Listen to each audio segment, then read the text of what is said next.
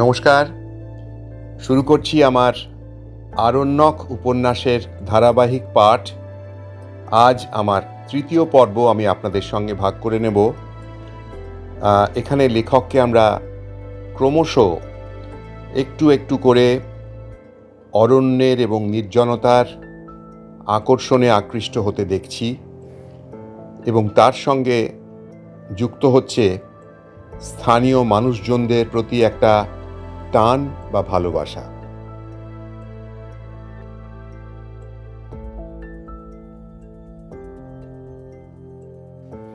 শুরু করছি আরণ্যকের দ্বিতীয় পরিচ্ছেদ। কিছুতেই কিন্তু এখানকার এই জীবনের সঙ্গে নিজেকে আমি খাপ খাওয়াইতে পারিতেছি না। বাংলাদেশ হইতে সদ্য আসিয়াছি, চিরকাল কলিকাতায় কাটাইয়াছি।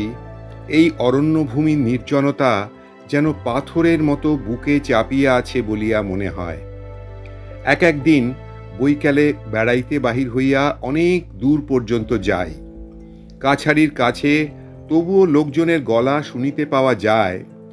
রশি ২-৩ গেলেই কাছারি ঘরগুলা যেমন দীর্ঘ বনঝাউ ও কাশ জঙ্গলের আড়ালে পড়ে, তখন মনে হয় সমস্ত পৃথিবীতে আমি একাকী।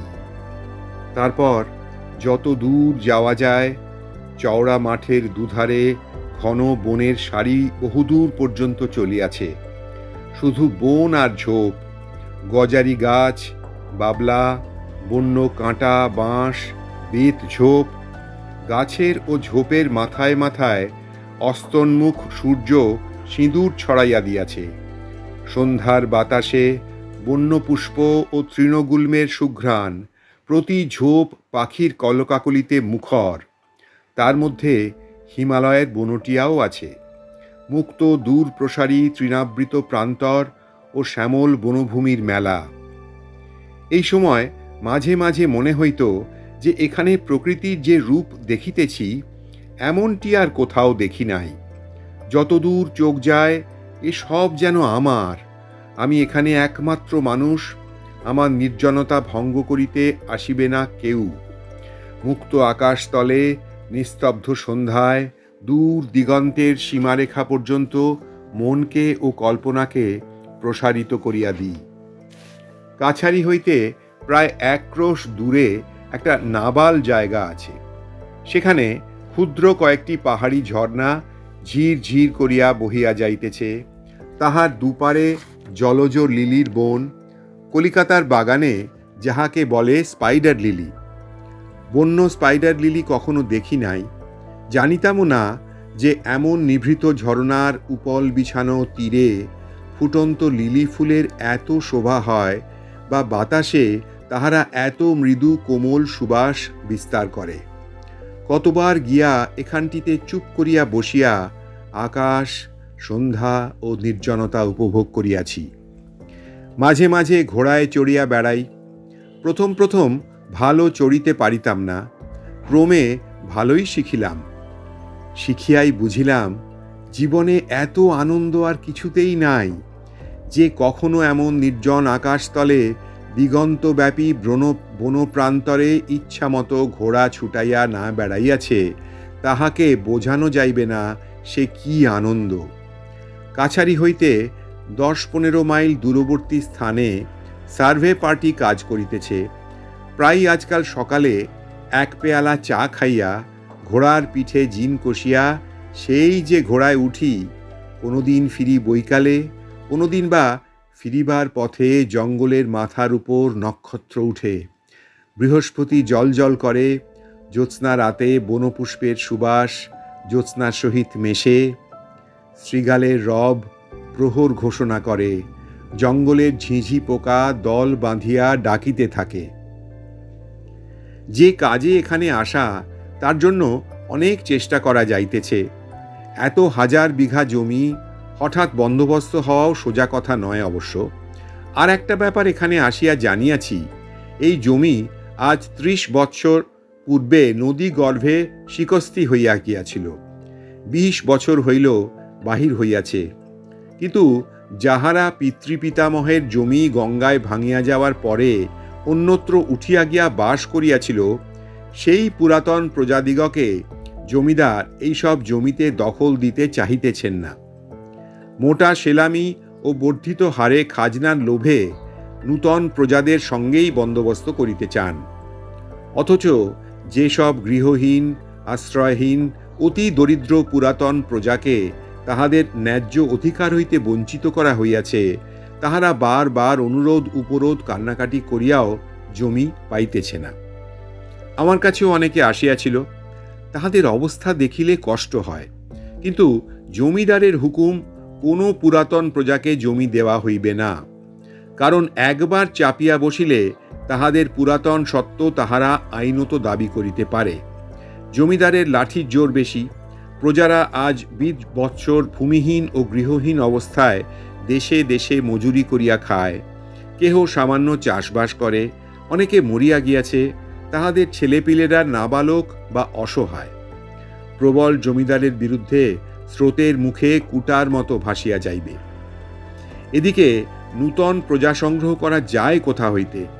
মুঙ্গের, পূর্ণিয়া, ভাগলপুর, ছাপড়া প্রভৃতি নিকটবর্তী জেলা হইতে লোক যাহারা আসে, দর শুনিয়া পিছাইয়া যায়। 2-5 জন কিছু কিছু লইতেছেও। এইরূপ মৃদু গতিতে অগ্রসর হইলে 10,000 বিঘা জঙ্গলি জমি প্রজাবিলি হইতে 20-25 বৎসর লাগিয়া যাইবে। আমাদের এক দিহি কাছারি আছে, সেও ঘোর জঙ্গলময় মহাল। এখান থেকে 19 মাইল দূরে। জায়গাটার নাম লবটুলিয়া। কিন্তু এখানেও যেমন জঙ্গল, সেখানেও তেমনি। কেবল সেখানে কাছারি রাখার উদ্দেশ্য এই যে সেই জঙ্গলটা প্রতি বছর গোয়ালাদের গরু মহিষ চড়াইবার জন্য খাজনা করিয়া দেওয়া হয়। এ বাদে সেখানে প্রায় 200-300 বিঘা জমিতে বন্যকুলের জঙ্গল আছে। লাক্ষা কীট পুষিবার জন্যে লোকে এই কুলবন জমা লইয়া থাকে। এই টাকাটা আদায় করিবার জন্য সেখানে 10 টাকা মাহিনার একজন পাটোয়ারি ও তাহার একটা ছোট কাছারি আছে। কুলবন ইজারা দিবার সময় আসিতেছে। একদিন ঘোড়া করিয়া লবটুলিয়াতে রওনা হইলাম। আমার কাছারি ও লবটুলিয়ার মাঝখানে একটু উঁচু রাঙামাটির ডাঙা, প্রায় 7-8 মাইল লম্বা। এর নাম ফুলকিয়া বহিয়ার। কত ধরনের গাছপালা ও ঝোপ জঙ্গলে পরিপূর্ণ। জায়গায় জায়গায় বন এত ঘন যে ঘোড়ার গায়ে ডালপালা ঠেকে। ফুলকিয়া বহিহার যেখানে নামিয়া গিয়া সমতল ভূমির সহিত মিশিল, চানন বলিয়া একটি পাহাড়ি নদী সেখানে উপলখণ্ডের উপর দিয়া ঝিরঝির করিয়া বহিতেছে। বর্ষাকালে সেখানে জল খুব গভীর, শীতকালে এখন তত জল নাই। লবটুলিয়ায় এই প্রথম আসিলাম। অতি ক্ষুদ্র এক খড়ের ঘর, তার মেঝে জমির সঙ্গে সমতল। ঘরের বেড়া পর্যন্ত শুকনো কাঠের, বনঝাউয়ের ডালের পাতা দিয়া বাঁধা। সন্ধ্যার কিছু পূর্বে সেখানে পৌঁছিলাম। এত শীত যেখানে থাকি সেখানে নাই। শীতে জমিয়া যাইবার উপক্রম হইলাম বেলা না পড়িতেই। সিপাহীরা বনের ডালপালা জ্বালাইয়া আগুন করিল।